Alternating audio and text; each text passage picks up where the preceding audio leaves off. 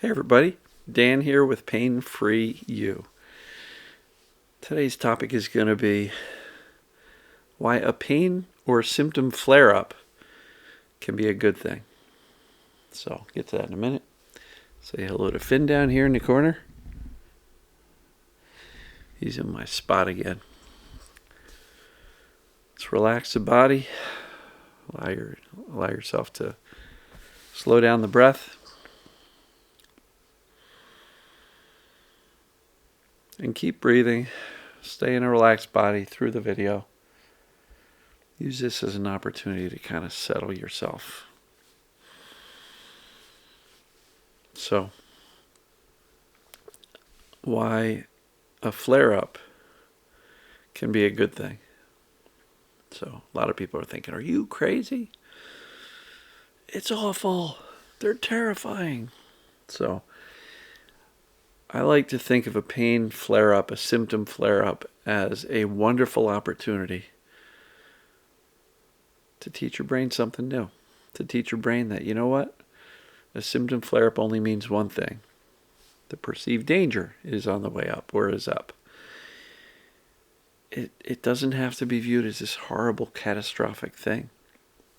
I'm going to encourage you to kind of look at a pain or symptom flare-up through the lens of play. I'm going to play with this. Okay, symptoms just went up. I'm going to play with it. And I don't mean in any negative way. I mean, let's experiment. Let's do some tests.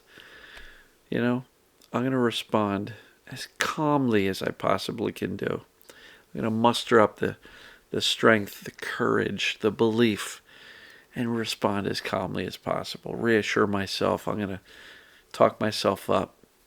You know, you can do this. There's nothing bad happening. Come on, brain, work with me. There's no reason for the symptoms to be up. Dial down the fear. Make a choice to dial down the fear. Play with it. Do it with a smile on your face.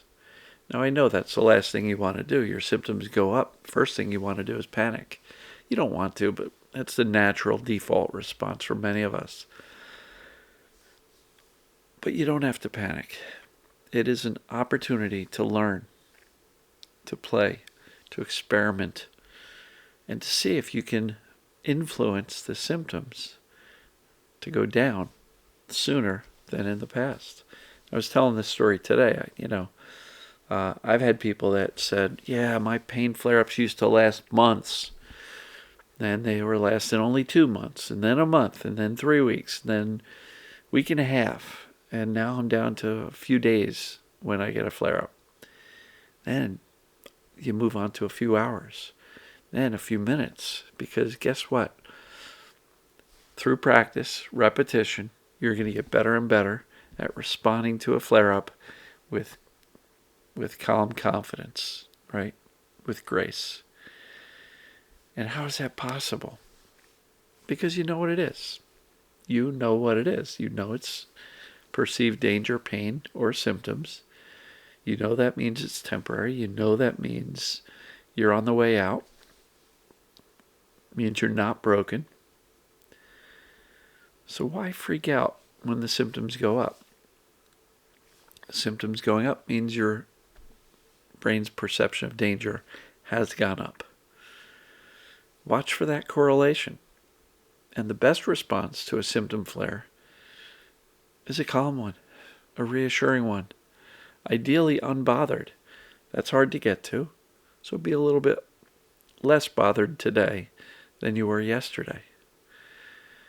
But we don't have to panic. And when we do panic, the flare is more intense and it lasts longer. So if anybody's just gone through a flare-up or is in the middle of one, just recognize symptoms will settle back down when you do. All right? No judgment, no shame, but just recognize that that's how it works. So if your flare-up is super high, how's your pain? How's your fear? It's likely pretty high. Look, sometimes we'll have a symptom flare-up and we don't get it. We don't understand it. I think there's oftentimes a lead-up to the symptoms growing. We're doing okay, feeling pretty confident, and all of a sudden the symptoms start getting a little bit higher. And that's the opportunity. That's the best timing to say, I know what that is. I'm not worried about it. No big deal. I'm fine. And shift back to living your life. All right, brain. Do what you're going to do, but I got stuff to do. I'm not concerned. You show up as unconcerned often enough, the brain's going to get the message. Consistently do that.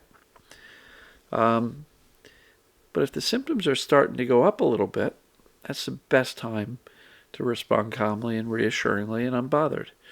Because oftentimes what I see, and I witness it with my coaching clients, and they'll say, oh yeah, my pain skyrocketed out of the blue. And in conversation, I'll say, well, did it start out with a bang? Or did it start out with like a slow increase? Inevitably, it starts out with a slow increase. And I'll ask, well, how did you respond to that? Oh, it wasn't good. I don't like the pain going up. So what did you do? Oh, I kind of freaked. And then what happened to the pain? Straight up. And so, you have a choice how you respond to symptoms. Whether they're low and steady, whether they're moderate and steady, or high and steady. You have a choice of how you respond.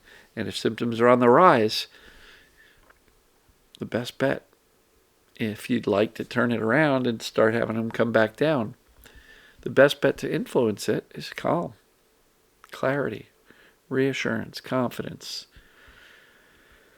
Because I can assure you, panicking is not your friend. Panicking and freaking out will not take a set of symptoms that are going up and turn it down and bring them down. Never met anybody who freaked out and got better. Right? Not in that moment anyway. So again, notice a flare up and say, ooh, learning opportunity. Let me show my brain that I'm okay by the way I respond to the symptoms. How am I thinking? What are my emotions about it? And how am I behaving? Right? Perfect opportunity to teach the brain something new.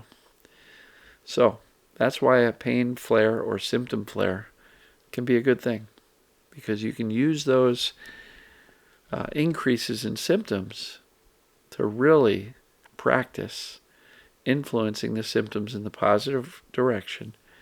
And you do it consistently enough, the brain will get the message and dial them down and turn them off.